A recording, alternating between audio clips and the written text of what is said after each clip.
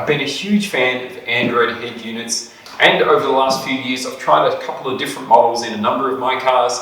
Just recently I upgraded this white MX-5 to an ATOTO branded head unit, quite a well-known brand. This car, well, its head unit's from like 1995 and the thing is cooked. So I've got this new Idoing branded unit and we're going to give it a go, see if it's any good.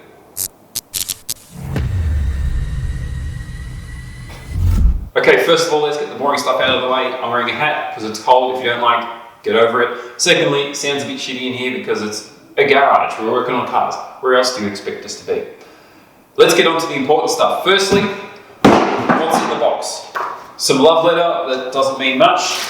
Bunch of cables. There's Wi-Fi antennas, 4G mobile antennas, all your typical RCA plugs. You've got you've got trim tools, USB cables, GPS antenna, all the normal stuff, plus the head unit itself. It looks like this. Here, let me give you a zoom in. All right, now let's get inside and actually install it. Okay, yeah, so this is actually what the head unit looks like. A few menu buttons, home button, that sort of thing on the side, a volume and mute knob rather than buttons, which is awesome because I hate pressing buttons to change volume. A knob just works better, it's more tactile, it's easier to use when you're driving, you don't have to take your eyes off the road. You can kind of just adjust the volume by a turn rather than having to go beep, beep, beep, beep, beep, beep. Yeah, just knob for volume, much better. Okay, let's chuck this thing in the car. Okay, so in under here is some sort of, I don't know, like 2003 model Alpine head unit. It doesn't work, it just doesn't turn on anymore. I don't know why. It used to work. I think maybe it got soggy. The car was left outside for a little while and I think that kind of maybe, yeah, it's expired. We're moving on.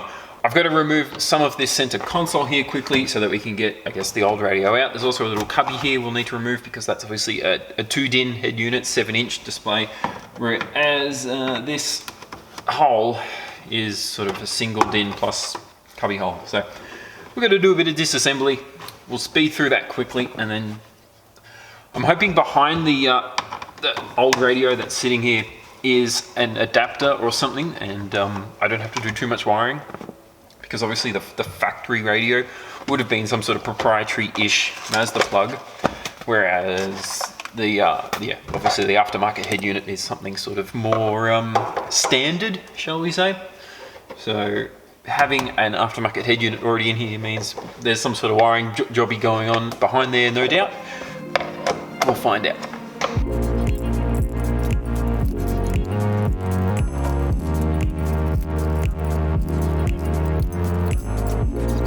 Okay, so first impressions are not good. The jumble of wires under here, I'm going to get the camera over here and give you a gander. It doesn't look good. Also, this panel here apparently is not original. The cubby hole I assume is, but on the back it's like it's been glued in. So I've got to find a way to remove that. It's fine, I'm sure that's manageable. But whatever's happened with this old head unit, it doesn't look good. Actually, maybe I can unscrew it and show you the cables that come out with it without having to move the camera. So just 2 screws here at the front. Also I noticed the clips that are supposed to hold that tombstone aren't holding the tombstone. They've either been broken or damaged at some point. A lot of the plastics in these cars get old and brittle and there's one more screw. The head unit bracket has 4 sets of screws. They only use 3 because typical. All right, there we go.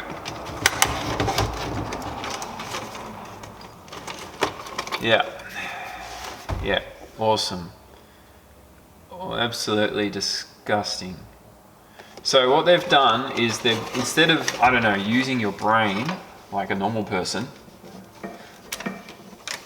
they've cut the wires for this aftermarket head unit. They've cut the wires for the factory loom super duper short, so I can't even get to them now. It's going to be impossible to do any work on these.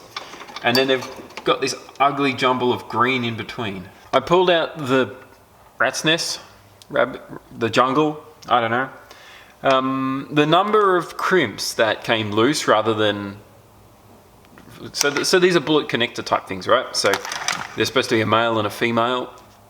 There we go. But half of them came out as bare wires. 1, 2, 3, 4. This one here is like taped on. So how many of these? They're all bare wires. Look, maybe it doesn't want to focus, but they're all bare wires. So half of them literally aren't crimped enough to even hold the wire in the crimp. Absolute crap. Stop doing that, people. Now I've got a new harness for the new radio. I have to now remove all this old junk from the very short factory harness that's going to be very difficult to work with, and attach this one to it. I'll use proper crimps. Insert the whole SpongeBob 3 million years later thing here.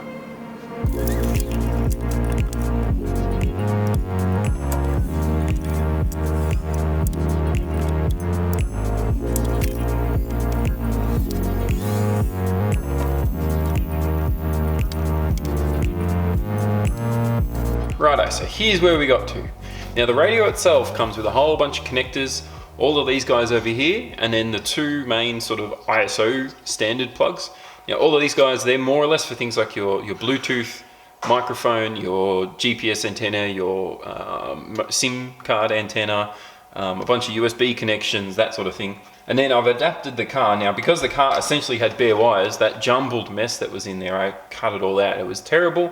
So all of the bullet type connectors they'd used, they were low quality. A lot of the wires just came out of them, which meant they weren't crimped properly in the first place anyway.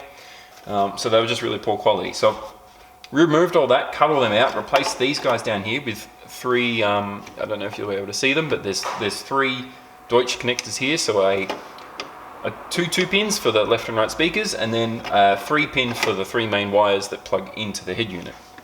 And then I've adapted my ISO connectors with Deutsches on this end as well. So that's my little adapters to connect the car to the head unit.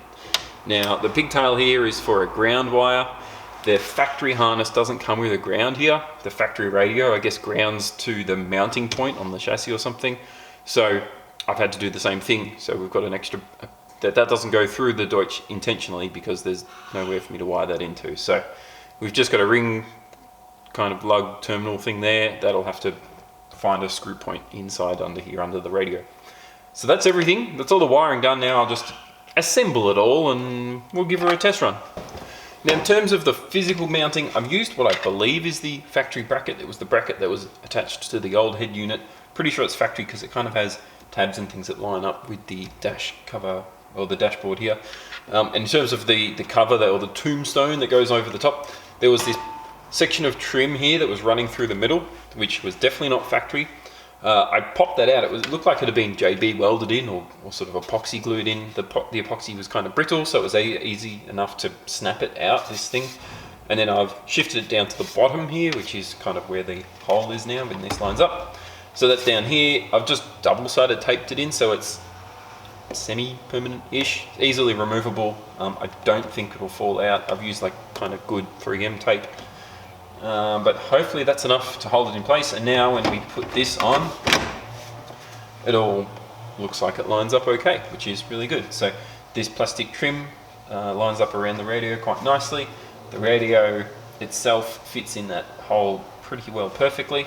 And I haven't got all the bolts in yet, or all the screws in yet, but it's in the right position sort of vertically. It seems to line up at the right angle to mate up with this. And it's snug right up against the heating controls, so all in all looking good. So I've got to take it out now, plug the wiring in the back and bolt it all up for the last time.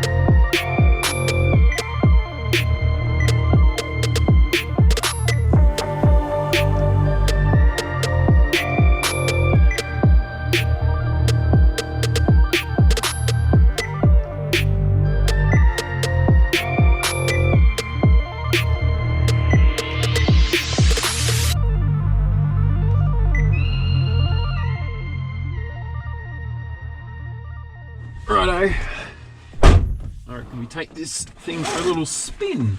I haven't driven this car in way too long.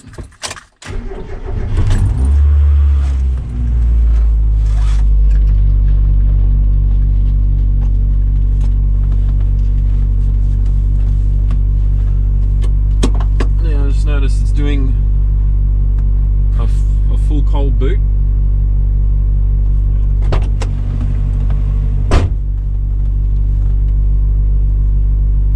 Didn't take too long, I suppose.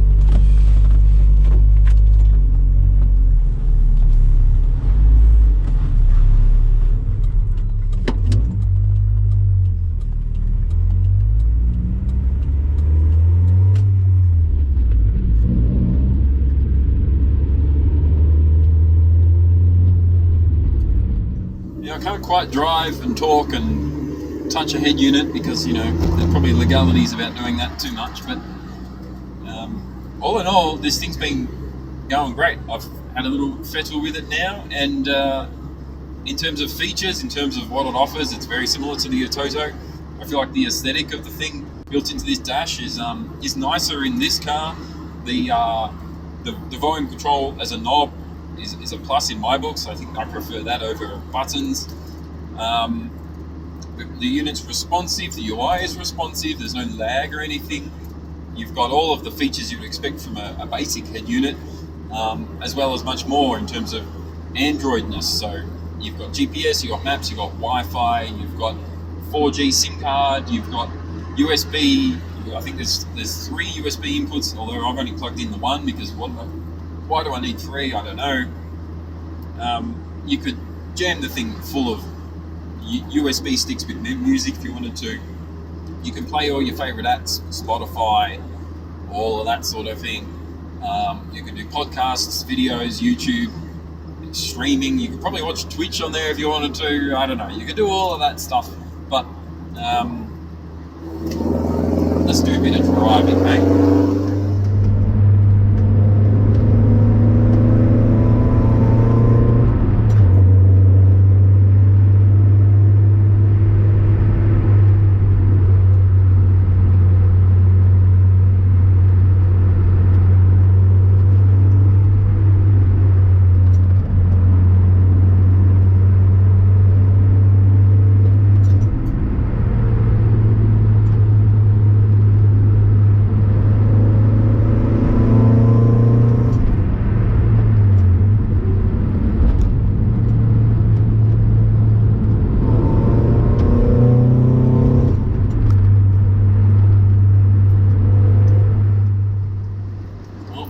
To the back of the traffic jam. So in terms of this offering from this unit versus the other one in my other car, this thing at the moment, features are all exactly the same, I feel like it looks a bit nicer.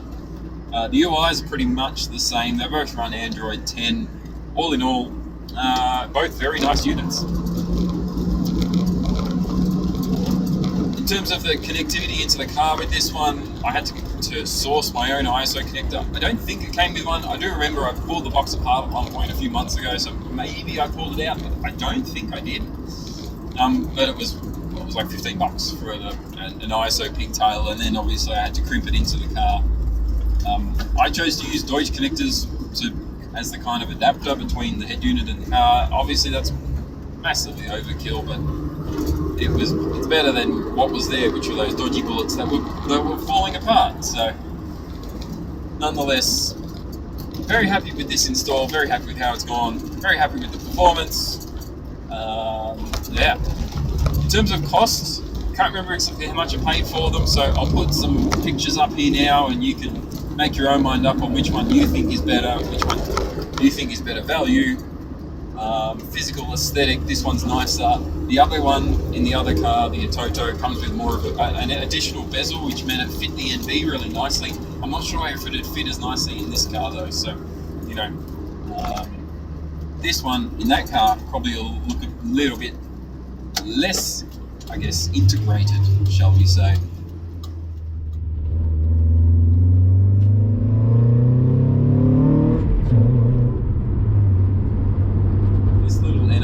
Really struggles. It's got no guts down low. You've got to rev it to $7,000 to get it to do anything. but even then, it's still only doing the speed limit. So anyway, I think it's time to head home, and we'll finish this video off.